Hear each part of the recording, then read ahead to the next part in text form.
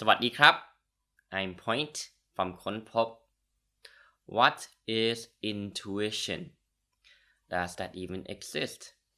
In other words, I'm sure we've all heard this before. The cliche saying that says, follow your heart's desire, listen to your heart. Does that thing exist? Or is it merely self-delusion, self-deception, the bias of your mind at play here?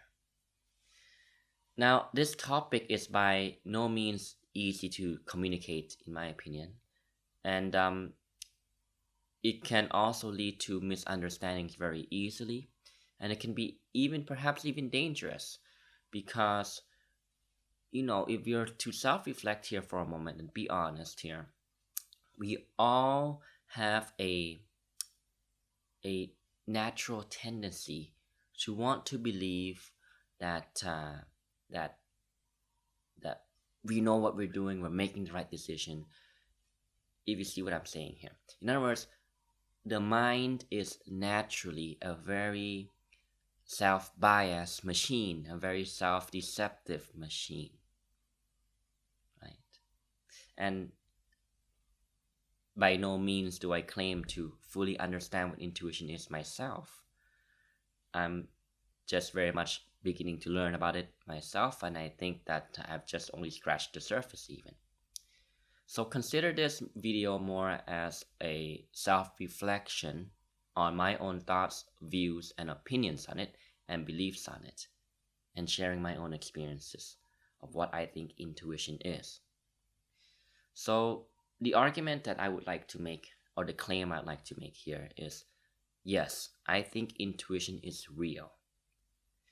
The voice in your mind, the voice in your heart, however you want to call it, that guides you or nudges you or pulls you or pushes you to do something, to take a certain direction in life.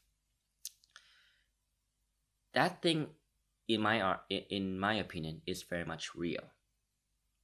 But then the next question therefore is, how do we know when to listen to it? How do we know which is the real, genuine voice of intuition and which is that from self-biases, self-deception, your own limiting beliefs, your own fears and phobias, your own insecurities, your own attachments that is clouding your judgment, if you see what I'm trying to get at here.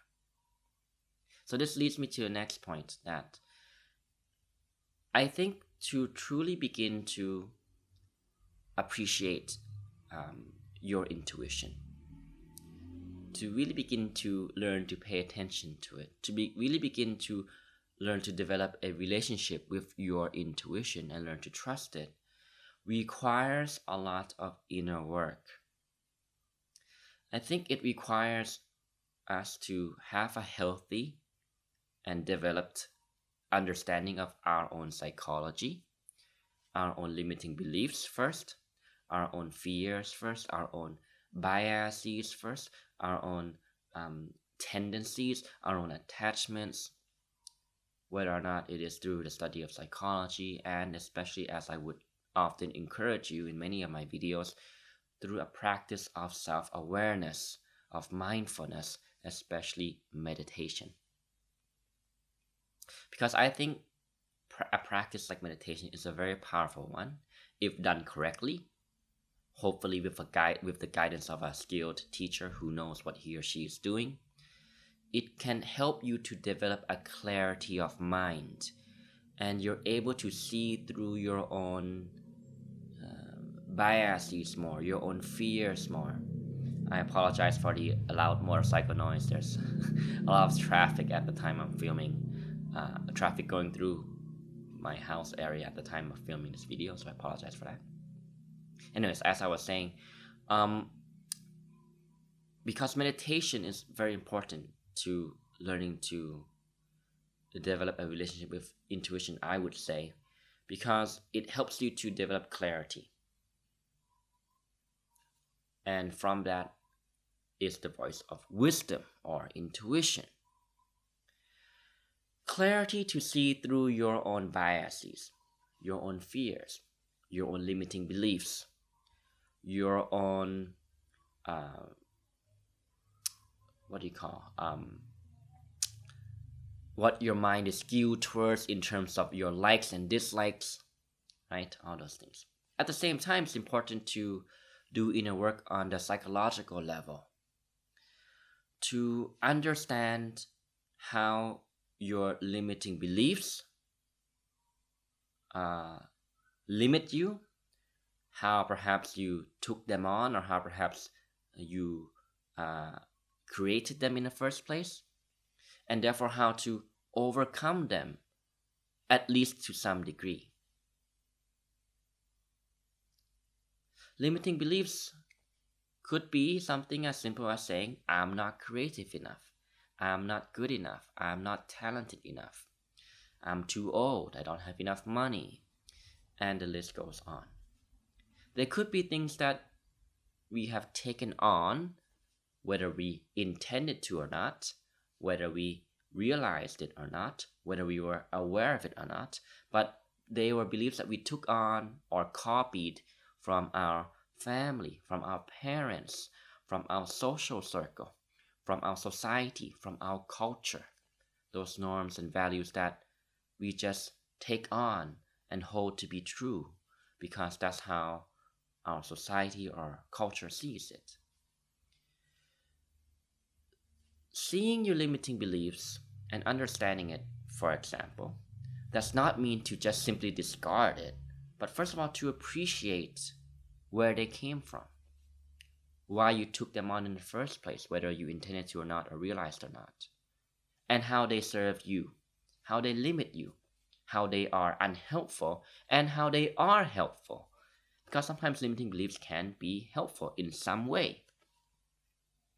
And it is my argument from my own experiences and understanding of intuition that the more inner work we do on ourselves, the more we see through our own limitations, fears, biases, likes and dislikes, the more mindful we would become of our own mind, how it works, and the more likely, I would say, we are able to listen to that listen to that voice of intuition in a helpful way.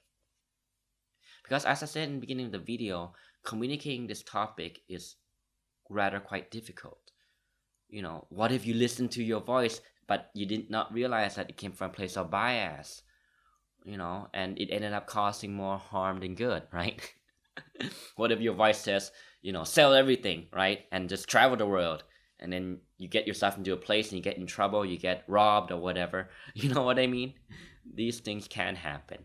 And that's why listening to intuition can be very difficult to communicate. And again, myself, I feel that I've just scratched the surface of it. But in my opinion, my belief, I do believe it is real. It is that inner wisdom that, if I may explain it this way, that calls on us to do something that we find meaningful and rewarding in our own way, and in a way that does not cause harm and damage to other people and to ourselves. It is a voice that calls you to employ your talents, your strengths, your skills in a way that is meaningful, that you can create and contribute while you have life here on earth in this short period of time. I would like to describe it that way. That's what intuition really is. Again, this takes an incredible amount of inner work, I think, at least to some extent, and an incredible amount of being humble, right? And being truly honest with yourself. You must be honest with yourself to realize whether or not you're doing this for egoic, selfish purposes, or whether or not this is genuinely something deep in your heart and mind that is calling upon you, per se, to do something that you think you could be skillful in, or at least develop a skill in that area or domain. right? Because again, the mind's very prone to delusion in its very nature, prone to biases, prone to uh, being biased towards what it likes and against what it dislikes. You see, it is very easy for the mind to deceive itself and convince itself that what it's doing is, yeah, it's righteous, it's correct, it's for the greater good, it's, it's your intuition. It's very easy for the mind, for your mind to deceive yourself in that way. So, which leads me to the next point, that if somebody were to say that I am sure that this is the right thing to do, and with utter determination, utter self-confidence, I would be willing to bet my money that that person perhaps is overconfident, right? So let me share with you my own experiences. So as you know, I've started this page, this channel, Konpop, for about 2.5 years now, I think. And if I were to take a time machine and go back in time, just 3 years ago or 4 years ago, and talk to myself that, hey, in 4 years' time or 3 years' time, you would be doing your own personal development content, Facebook page, YouTube channel, and you would have trained to become a mental health coach, then I would probably just laugh at myself. Because back then, in no way in hell would I have ever believed or entertained the idea that I would work in the field of mental health. You see? I would have even been against it even. Because back then I had so many biases against the field of, say, coaching, for example, or limiting beliefs in terms of my ability to work in this field, right?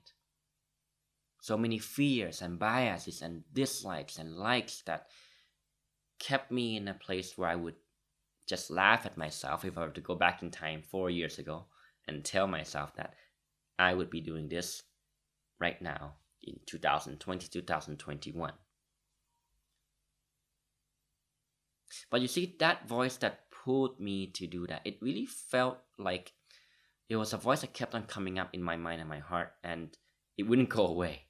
It really bugged me each and every day, calling for me to really consider it and pay attention to it. And at that time, it was very frightening because it required me to step out of my comfort zone. And I had no idea how I was going to do this, whether or not it was possible. I had so many limiting beliefs, and I still do have many, many limiting beliefs that I'm working on.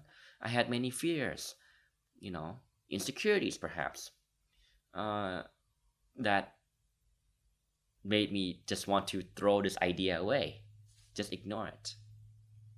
But it was a voice that grew more and more and more that made me feel and made me genuinely believe that if I were to do something that I find meaningful and rewarding, it would have to be along these lines, because I feel that they are this line of work is something that I could employ my strength to good use and continue to work on those strengths and those skill sets that I have, even though back then they were very, very small, and it still is to this day that I can still work on it.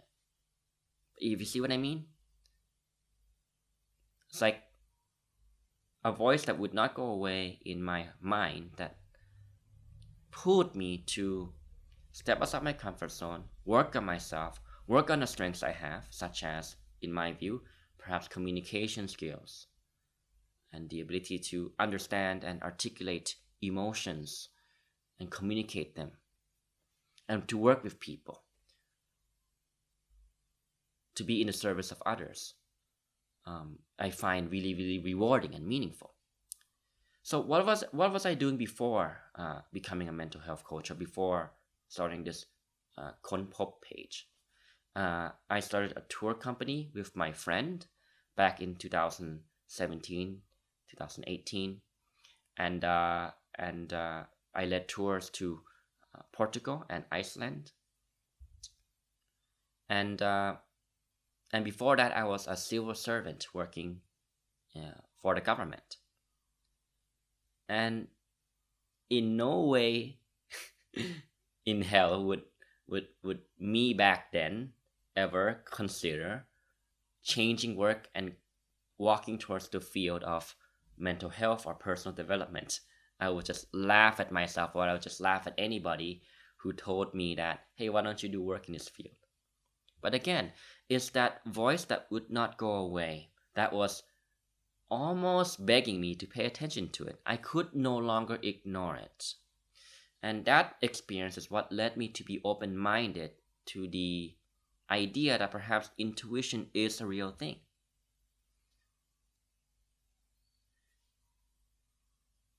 I could no longer ignore that voice, because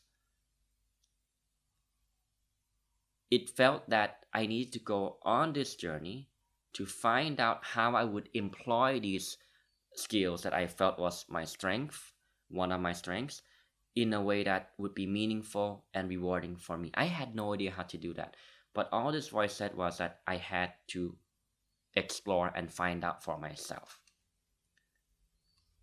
See what I mean? But again, it's very difficult to communicate, because how do you know you're not deluding yourself? How do you know you're not just thinking like this from a place of bias, or from a place of just wanting to believe it for the sake of wanting to cling on to hope or cling on to something, right? And understandably, it's difficult to distinguish between the two. That's why I say, I think, in my opinion, to really listen to your intuition requires doing inner work, inner psychology, inner work in terms of meditation, self-awareness work, right? Because again, you don't want to make decisions from a place of overconfidence, or make decisions naively, because that can lead to more harm than good for yourself and for other people. This reminds me of one of the videos I saw from Eckhart Tolle. Perhaps I'll leave a link in the description or in the comments, where he talked about intuition a bit, and he gave a good example, right? The example he gave was that when he began to teach his work, he was living in a small place, and there was another floor that he would rent out to somebody. And there was this lady that came in, saw the ad in the newspaper, and was interested to rent this place from Eckhart Tolle, right? But that lady came and stayed a night or two, and she felt that something was off, and she wanted to terminate the contract, because Eckhart Tolle, being the teacher that he was, being very calm and still, very calm and kept to himself, perhaps gave the lady the wrong impression, that maybe he was a creep or a stalker or something like that. And in that case, how do you listen to intuition, right? Because it could be the case that Eckhart Tolle could have been, he even described this himself, gave this example himself, that he could have been a stalker, a murderer, or a bad guy, right? So how would you listen to this voice? And that's never an easy question to answer. So again, I want to share this as food for thought in today's video. The main takeaway again is, from my perspective, I do believe it's real. But to truly develop a relationship with it, to truly learn to trust your intuition and learn to develop a relationship with it, requires doing inner work on your own psychology, to learn about and overcome and see through your limiting beliefs, your fears, your insecurities, your biases, your tendencies to like and dislike something, to at least acknowledge it and to appreciate it, to work through it at least to some extent, right?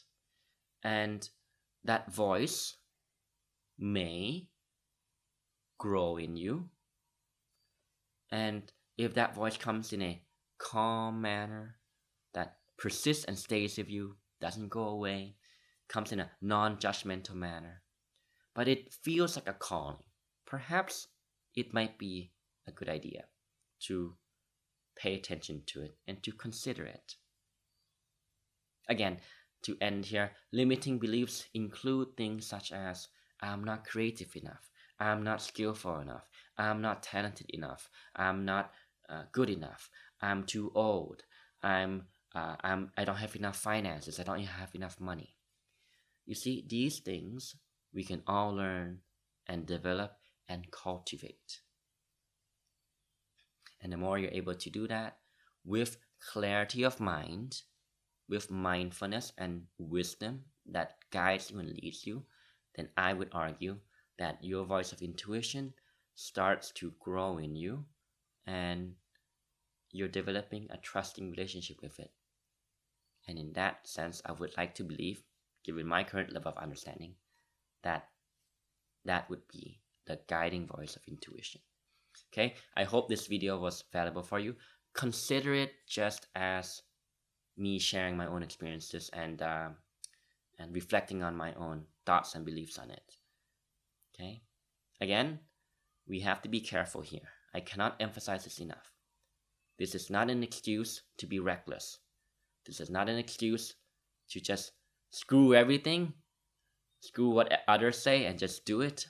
That's being reckless. You want to do it from a place of safety and being, having thought about it well, thoroughly, and deeply, and being wise about how you go about it. And that's very important. So do not let this be an excuse for your mind to do something careless or reckless or selfish. And that requires brutal self-honesty.